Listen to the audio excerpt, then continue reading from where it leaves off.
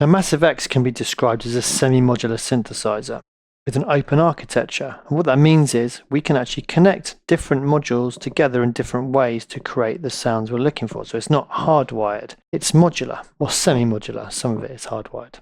So it allows you to really explore the synth and really let your imagination run wild in terms of how you route sounds together. It also allows you to access different types of synthesis by routing modules into other modules. Now, the way we route the sounds together is by using the routing tab, which is located here. Now, at the moment, I've got the initialized patch. If I click on this Massive X blank, we have a blank routing. And if I press the keyboard, no sound comes out. The reason being that there is none of my sound sources being routed to any of my outputs. Okay, so how do we use this routing section? So within the routing section, as I said, we connect modules of the synthesizer to other modules and essentially build our own signal flow. Now, the way we establish connections is by clicking and dragging wires out. So all you need to do is click and hold on the little square here and drag outwards.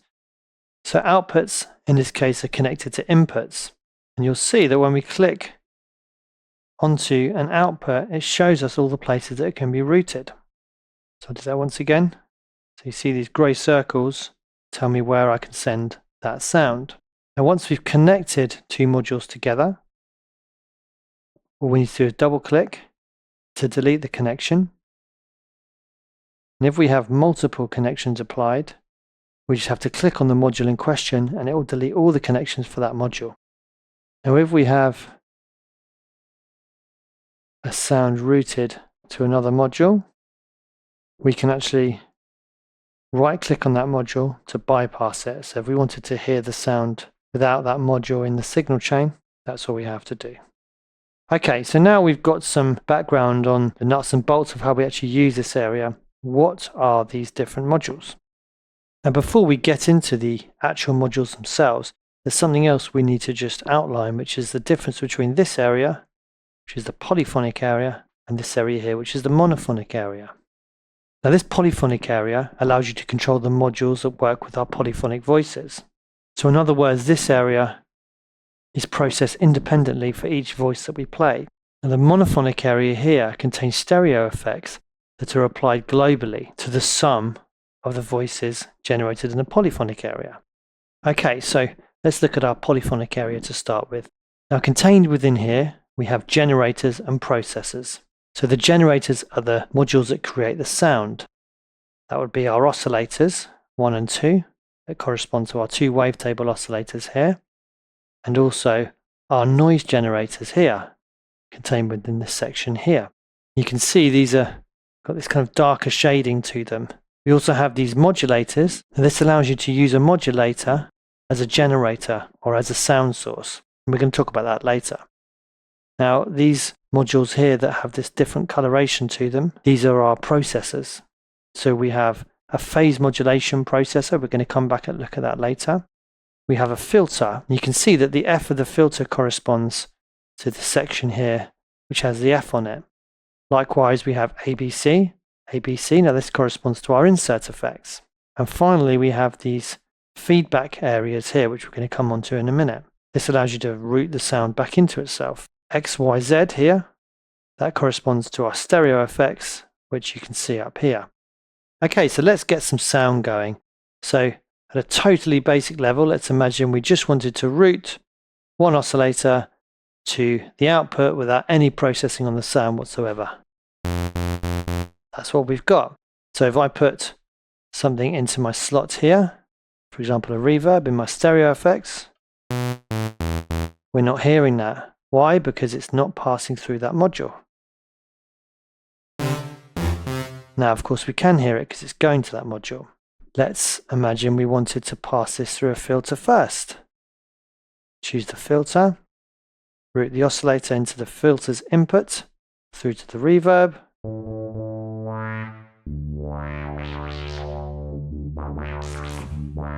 And we have a reverberated filtered sound, because that's what our routing is doing. Let's imagine we wanted a distortion being applied before we went to the filter.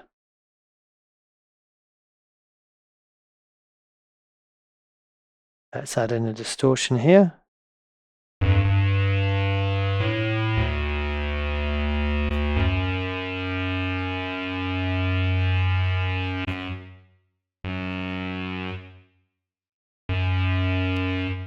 So you can hear that extra distortion being added.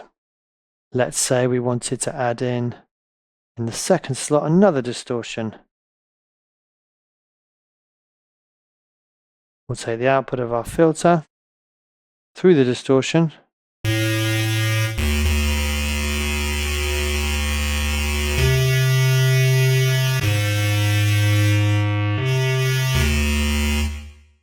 And we now have the sound being distorted, fed through a filter, distorted again, and then going to our stereo effects. Now what if we wanted the second oscillator to join in, but not to pass through this routing? Let's move those out of the way so we can see it a little bit better. And instead to go straight through our second effect slot, which we're going to put in a stereo delay.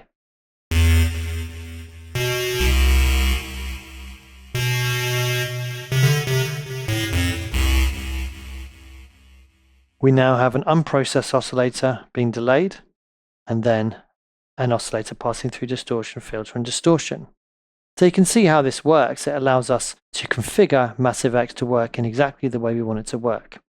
Now, I'd just like to draw your attention to the fact that we can actually change the routing of these stereo effects, but that's something we're actually going to come back to when we look at the stereo effects in more detail. Okay, so in this window we also have some filter frequency modulation here. Now we're going to come back to that when we have a look at the filter in more detail. And as I said, we have phase modulation of the oscillators. Again, that's something we're going to return to. So that leaves us with these feedback options here. Now this contains two modules. It has an output module and an input module. Now the feedback output module receives signal from the input module. So let's say we wanted to route sound out of the filter back into itself. I'll just remove that second routing of oscillator 2 so we can have a bit more space to see what we're doing. So this is our input here. So let's take the output of the filter into the input of this feedback loop, and then place the output of the feedback loop back into the input of the filter. Now to be able to hear this feedback loop, we need to turn up the feedback option in the amp section.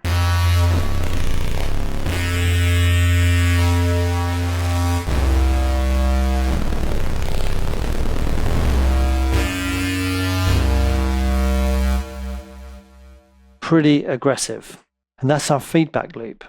Now we can actually add any number of modules into this feedback loop. So let's say we wanted to add some output from the distortion back into the beginning of the filter's input.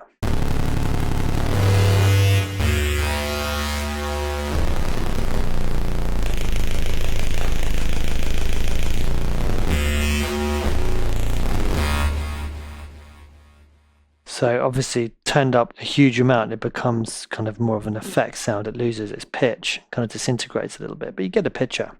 So that is our feedback loop. And that is an overall look at our routing section. It's very, very powerful and allows Massive X to be considered to be a semi-modular synth. Now Massive 1 had some of this functionality, but it's been taken onto another level in Massive X.